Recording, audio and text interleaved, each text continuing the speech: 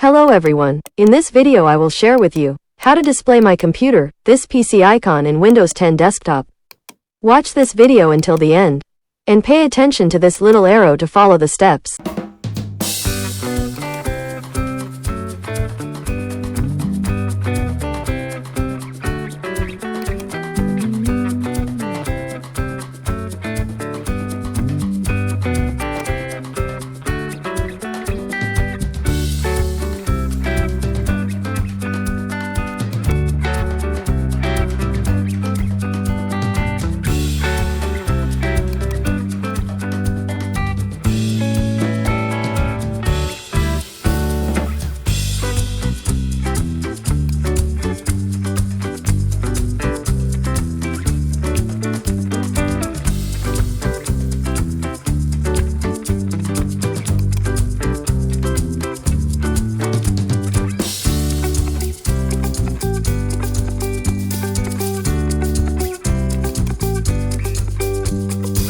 Okay guys, I hope you like this video. Don't forget to click subscribe and press the bell button so you get notifications of the latest videos from this channel.